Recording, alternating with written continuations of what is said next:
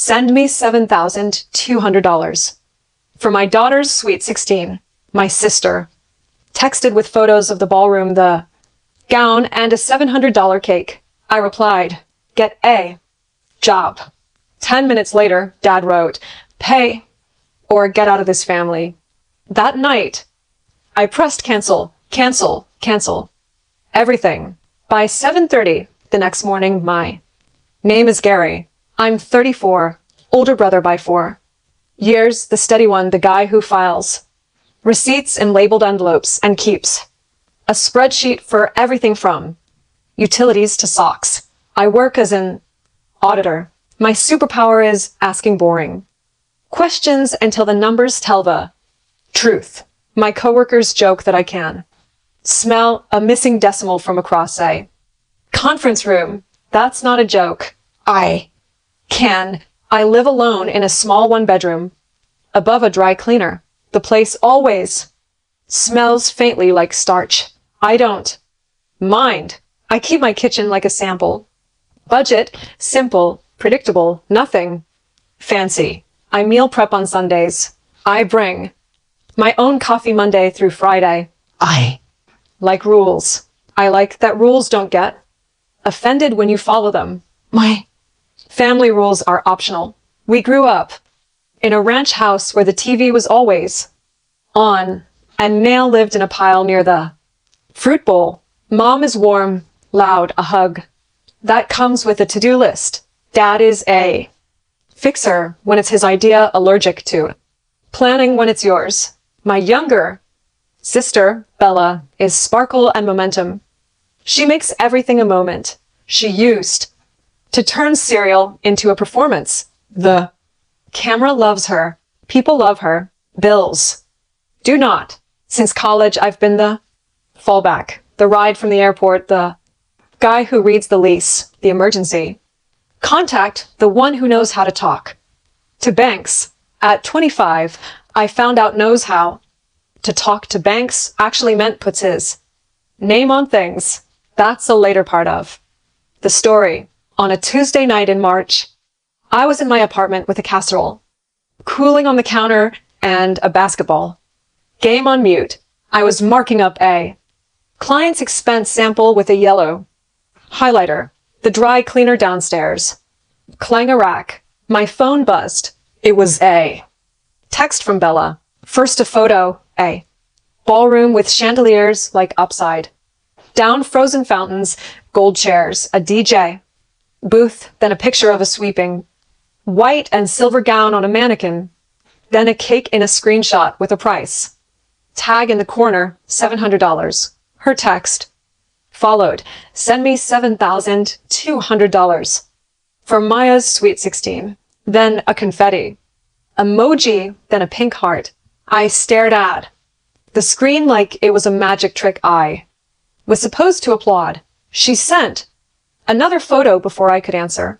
A mock-up of an invitation with cursive letters and the date. The caption read, it's happening. The game clock on the TV ticked. The casserole popped once as it cooled. Outside, a bus hissed by. I put the phone face down, then flipped it back over because ignoring things is not my way. I typed, what? She replied, with 3 bubbles in quick succession. Ballroom deposit is due tomorrow. We want a string quartet during cocktail hour. It'll be so special, Gary. I held the phone. I didn't send money. I didn't send a speech. I just sat there in my quiet kitchen with my boring dinner and the smell of starch and thought, here it is again, the glitter invoice. I typed a single sentence and erased it. I set the phone face down again. I breathed. My rule is I don't make money decisions while annoyed, but the words were already forming in the back of my throat like a fuse burning. I knew what I was going to say. I also knew what was going to come after. I picked the phone back up. My thumbs hovered. I thought about the last 18 months. I thought about the store card. I thought about the emergency that bought shoes. I thought about being told I was ruining the vibe by mentioning budgets. I thought about a 16-year-old who is kind to me and who deserves a celebration. That won't wreck anyone's year. I tapped. 3 words. I didn't hit send. Not yet. The dry cleaner shut off their lights. My upstairs neighbor's faucet squealed. Like a tea kettle, the moment sat there, quiet and sharp. I knew once I sent the words, everything at home would tilt. I put the phone down. I cleaned my plate. I washed the pan. I answered 2 work emails. Then I picked up the phone. Again, unlocked it and let the words go. 10 minutes later, my dad's name lit up my screen. And that's where everything started to burn. This part is boring if you like chaos. It's how I get my balance back. A ledger is not love, but love without a ledger eats you. 19. Bella wants to go to a summer arts program. Tuition shortfall, $600. It's for her future, Mom says. I pay the gap. Bella sends heart emojis and a blurry photo of a paint-splattered canvas. Worth it, I tell myself. Investment. 21. Dad's truck needs brakes. I'll pay you Friday, he says. Friday is a weather system that keeps getting delayed. $420. Not paid. 23. Mom calls crying about overdraft fees. I go to the bank lunch break. I talk to a manager. I get $150 in fees reversed and add alerts to her account. I bring Mom a notebook labeled bills, draw columns, show her how to write due dates. She uses it for 2 weeks. It disappears into the fruit bowl pile. 24. Bella starts a small home bakery business. I buy labels and a thermal printer for $178 because I love her energy and I believe in containers. She sells cupcakes for 3 weekends, posts pretty photos, then stops when it gets hard. The printer lives in a closet. I try not to feel stupid every time I see it. 25. Dad asks me to co-sign a refinance for a better rate. I say no. He says, be a man. I say, being a man means not saying yes to everything. He doesn't talk to me for 10 days. 26. Mom signs up for a store card at checkout. It arrives at my apartment because the address on the application is confused. I didn't apply. I call. I close it. We have a long, quiet Sunday dinner. She tells me I'm cold. I tell her I'm protecting my credit. We both cry into the salad. 28. Bella's rent is late. She moved out with her boyfriend because we need our own space. I front $900 with the sentence, this is the last time. It is not. She breaks up with the boyfriend 3 months later and moves back home. The rent money never boomerangs. 30. Dad texts, emergency. The emergency is cable got cut. He needs $180 until Thursday. Thursday never comes. The cable returns in 2 hours and so do the football games. I start calling his asks panics, not emergencies. It helps me say no more often. 31. Mom's birthday dinner for 19. People at a restaurant that spells steak with 3 adjectives per cut. The bill hits the table and everyone looks at me like I'm the cashier. I put down my card because watching the slow motion scramble physically hurts me. I drive home nauseous and mad at myself. I promise I won't be the default wallet. Again. 32. Bella's daughter, Maya, is 12 and bright and kind. She draws me comics of Uncle Gary the spreadsheet. Superhero. I frame one and keep it above my desk. It's the best thing on my wall. I start a small $529 plan with my name on it and $25 a month because future leaning love is the only kind that doesn't rot in between a million Small drafts, gas money, just this once. A phone upgrade for safety. I will pay. You back after the refund hits. Payback is a myth in our house. Gratitude is real. Gratitude is warm and heavy. Gratitude does not pay the Amex. The worst part isn't the money. It's the tilt. If I bring home a bonus, Dad says, don't brag. If Bella posts a selfie with a caption about hustling, Mom comments 12 hard eyes. When I say no, I'm told I'm making everything about money. When they say yes to themselves, it's self-care. It makes me sound bitter. I didn't start bitter. I started practical. Bitterness grew like mold on the practical when I kept being told my no was cruelty and their want was need. I started therapy last year because my chest was tight all the time and my jaw ached from clenching while I said no problem to problems that weren't mine. The therapist asked, what do you want? I said, to stop being the family's overdraft protection. She said, that's a boundary. I said, boundaries get you exiled. She said, sometimes exile is a healthy distance. So I tried. I wrote a list titled policy. Item 1, no. Co-signing. Item 2, no lending to cover previous lending. Item 3, gifts are planned, not extracted.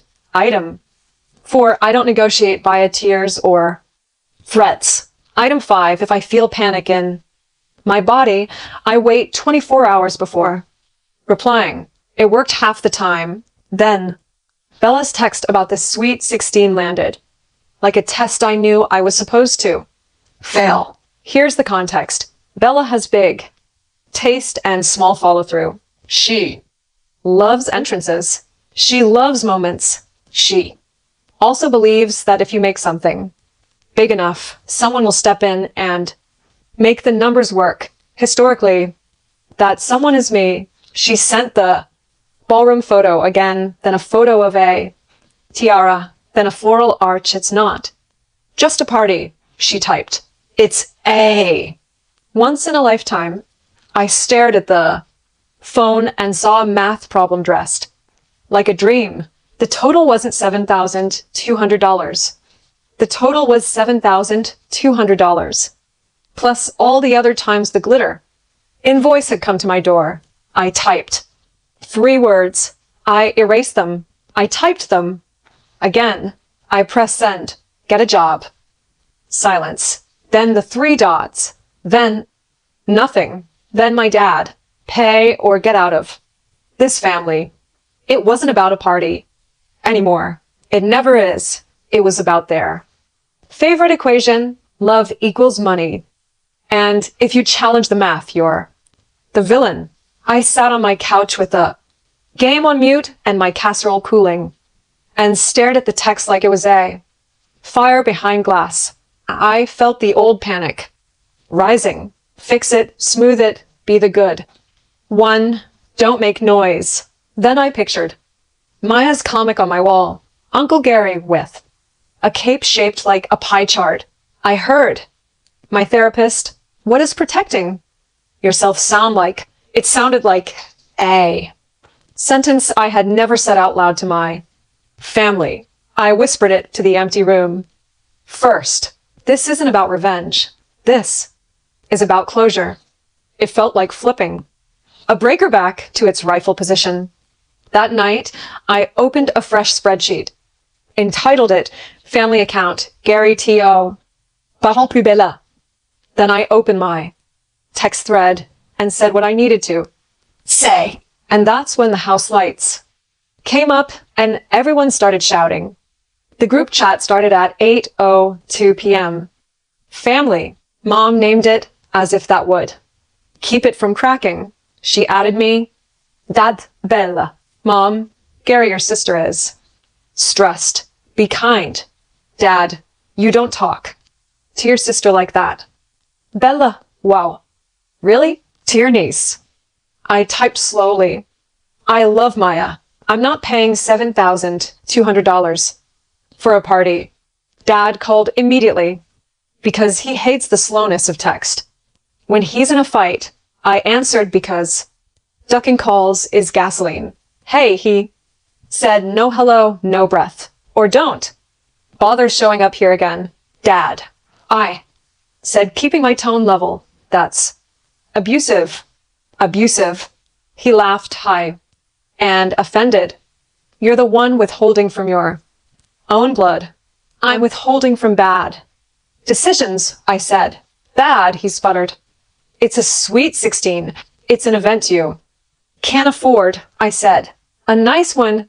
Sure, but a luxury. Bella took the phone. I could hear her breathing. I thought you loved Maya. I do, I said. I want her to have a special day that doesn't involve me subsidizing a ballroom and a $700 cake. It's not just cake, she snapped. It's a design. Exactly, I said. Mom grabbed the phone. I could hear her organizing. Her voice the way she organizes a kitchen drawer by pushing everything to the back and calling the front neat. Gary, we didn't raise you to be cruel. You raised me to help, I said. I'm helping by not funding a mistake. Everything with you is math, she said. Where is your heart? In Maya's college account, I said, where her future lives. Silence. Then Dad again, voice low like a threat whispered at a dog. If you don't pay, don't come to the party. Don't come to this house. Don't call us. You're out. I felt my pulse in my teeth. Are you sure you want to say that? I asked. Say what? He sneered. That money is the ticket to family, I said. That's your position? His silence was an answer. I could have begged. I could have said, I'll pay part. I could have tried compromise with someone who had already decided ransom was a parenting technique. Instead, I looked at the fresh spreadsheet on my laptop, at the numbers I'd begun to enter, at the line I'd drawn at the bottom with the word closed in caps I hadn't yet earned. Okay, I said, here's what's going to happen. I'm sending you a document in the morning. It's a statement of what I've paid over the last 10 years. Gifts are gifts. Loans are loans. Everything else is pressure. I'm zeroing that out. Effective immediately, I am not your bank. I will not fund this party. I will not co-sign anything. I will not discuss money with you. Dad laughed again, but this time it sounded less like power and more like air leaving a balloon. You think you're special because you have a decent job? No, I said. I think I'm a person with a boundary. Bella cried, a high shock noise I have known since she was 5. You're choosing money over your niece. I'm choosing her future over your party, I said. I'll gladly pay for community college textbooks when she needs them. I'll buy her driving lessons. I'll match whatever she earns at a part-time job for a used car. I will not buy chandeliers. You'll regret this, Mom said, same words I've heard. After every no, one day we won't be here. That day is exactly why I can't bankrupt myself for a cake. I said. She exhaled hard into the receiver. You're so cold. I'm precise. I said. There's a difference. Send the document. Dad said, mocking. Let's see. Your little report. It's not little. I said. It's 10 years. I hung up. Before the next round, my hands were shaking and my shoulders felt like they'd been lifted to my ears for a year. I wrote the letter. I kept it simple. I will not fund, cosign, or guarantee any debts.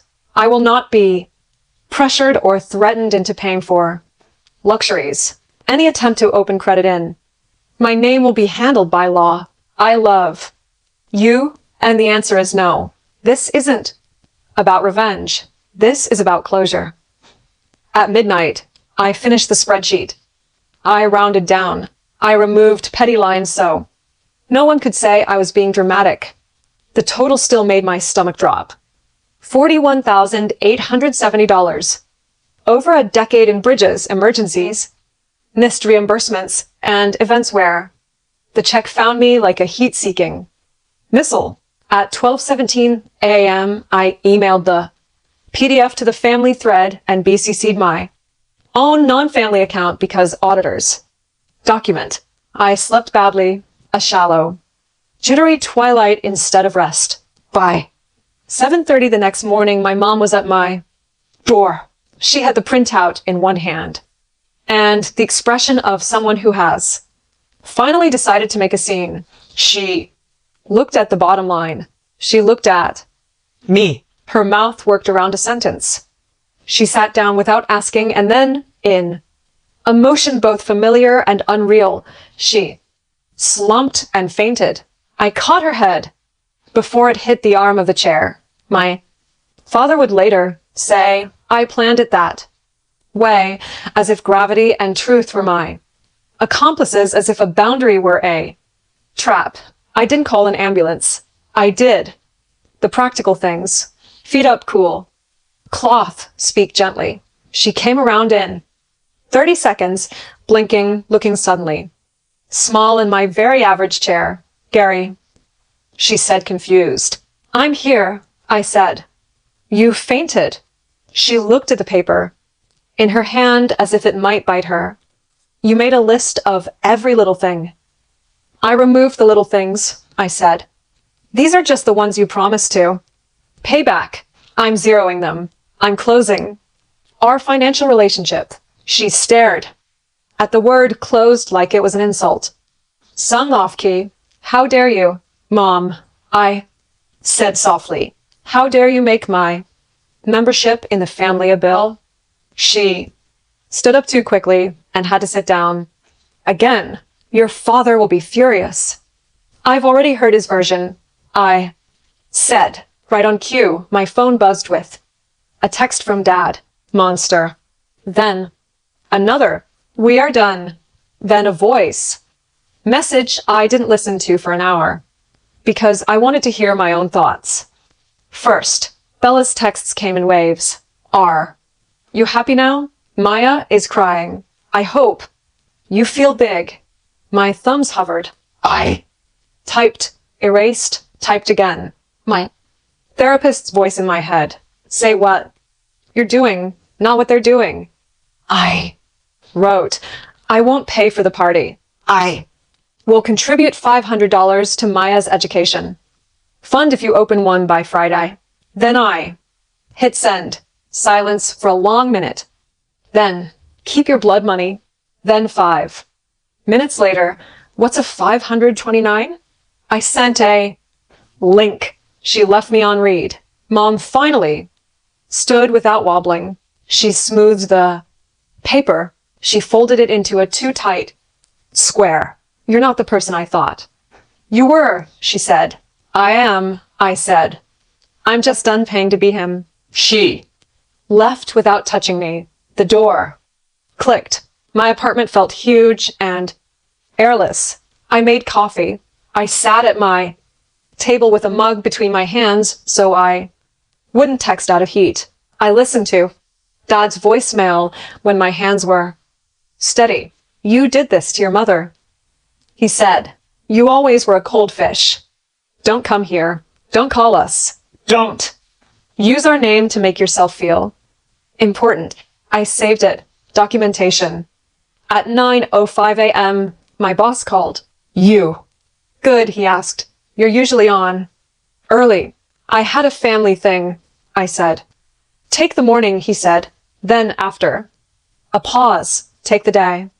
I didn't. Work is where the numbers behave. I need that when the people don't. By lunch, my aunt had called to choose sides gently. Your mother is devastated, she said. This party is a big deal. She can have a big deal, I said. She can't send me the invoice. Family helps, she said. I've helped for a decade, I said. Now I'm helping me. She made the disappointed noise. You know you sound like a banker. I am an auditor. I said, I count because no one else will.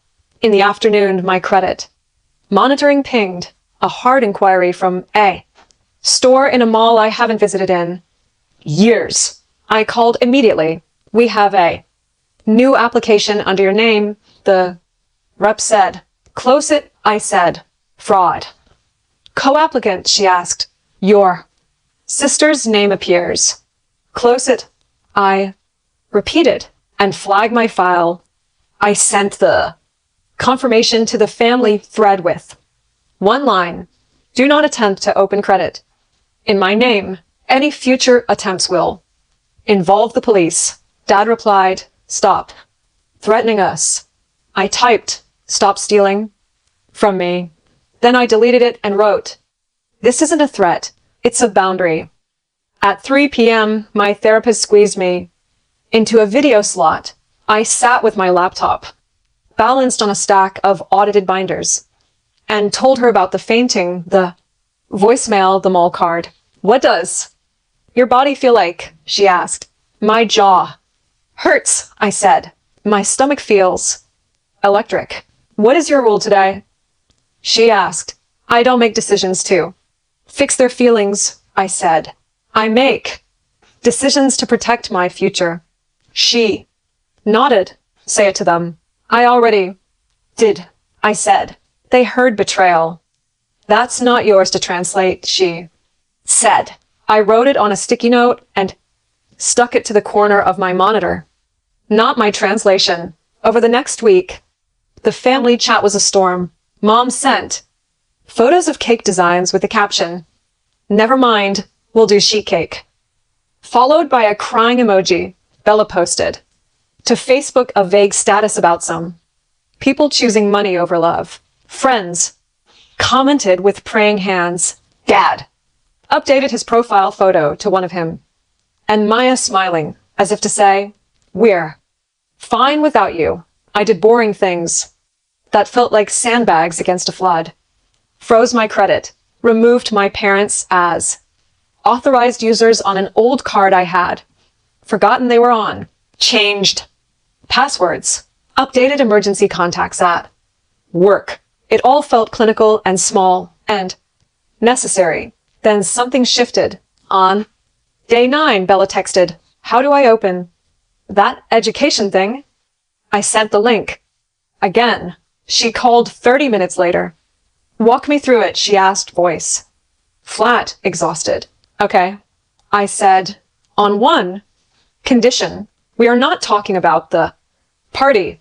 Fine, she said. We set up the account. She put in $25. I put in $500. It wasn't a truce. It was a wire laid under the yard. On day 12, Mom texted, I made soup. Can I drop some off? I said yes with the rule, no party talk. She came by, hugged me briefly, set the Tupperware on the counter, touched the edge of one of my spreadsheets like it might tell her a secret, and said, your father is stubborn. It was the closest to an apology I have seen in my family. I said, I know. On day 15, Dad called. I let it ring once and picked up on the second out of old reflex. Your mother fainted, he said, weirdly cheerful, like he'd discovered my kryptonite. You happy? No, I said.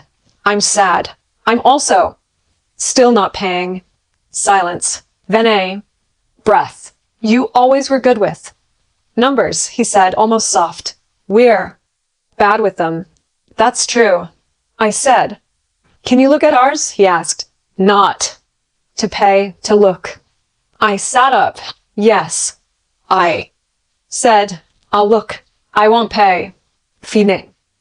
He said. Saturday at their dining table, I brought a legal pad and 3 colors of highlighters because that's how I move. I made 3 columns. Needs nice, not now. I wrote rent in big letters at the top. I put sweet 16 ballroom under not now. Mom, I passed her a tissue and kept the pen moving because that's the only way anything Ever changes. Bella came in with a Pinterest board dressed up as a phone. Balloon arch? She asked. Not unless you. Blow them up yourself, I said. She made the face of a person who has never blown up 20 balloons and thought she might pass out halfway through. I can do that, she said defiant. I'll get Maya to help. Good, I said. Teach her to price things. When I left, the ballroom was out, the park was in, the cake budget was normal, and everyone was mad at me in a way that felt familiar but smaller. I got in my car and sat with the engine off. I wasn't elated. I was level. There's a difference between winning and not losing. The next week, the calls slowed. The texts cooled. A new silence moved. In, not exile, space. I went running 3 mornings in a row and didn't take my phone. I bought a plant and promised not to kill it. I got coffee with a friend who said, "You look like you slept." I had. The party plan became a backyard with borrowed lights. Bella found a neighbor with a smoker who agreed to handle meat for a case of soda and $100. Maya chose a simple dress that made her look like herself, sweet, a little shy, a little taller than the last time she hugged me. She hugged me when I dropped off folding chairs. She whispered, "Thanks for the college thing." I whispered, "Thanks for being you." On the day of the party, I showed up with ice and a folding table and left my wallet in the glove compartment because I'm done leaving it on the table. As tribute, Dad stood by the grill like a general. Mom fussed with fairy lights. That didn't work until I fixed them and said, "You're still our fixer." I said, "I fix lights, not budgets." She nodded. Fair. Bella avoided me at first, then brought me a plastic cup of lemonade. Like a white flag. No chandeliers, she said, laughing without joy. It's beautiful, I said, and it was. People were happy. Maya was glowing. The backyard looked like a real-life you could afford. The $700 cake? It became a sheet cake from a bakery that printed a watercolor version of one of Maya's drawings on top. It tasted like vanilla and a beginning. Later, Dad pulled me aside. He looked like he wanted to say something that didn't fit in his mouth. "You're a good man," he said abruptly. "Thanks," I said. He grunted. "Don't expect poetry. Wouldn't dream of it," I said. When the music ended and the folding chairs clicked closed, I took my plant-based leftovers, yes, Bella and my folded table, and went home to my quiet, starch-smelling apartment. I put the plant on the windowsill, the leftovers in labeled containers, and the table in the closet. I stood in the center of the room and felt not triumphant, just steady. I opened my desk drawer and looked at the printed letter with the words I'd sent after the ballroom text. I ran my finger over. This isn't about revenge. This is about closure. Instead of adrenaline, I felt something like a hum, like a circuit that finally matches the breaker. 2 months in, family chat, no money talk, type loan, we stop, Maya texts, chemistry, I send lemonade math and add $25 to her $529. Dad calls on Sundays for football. If he slips, I say, not my topic. Mom sends soup pics, too much salt, add a potato. Bella texts, got extra shifts, proud of you, my rule. I won't buy love with loans or cosign denial. I'll fund things that build a life. Books, lessons, working lights. This isn't revenge. It's closure. A labeled panel, backyard, bulbs, a cake we could afford, and my wallet staying in the glove box while I still belong.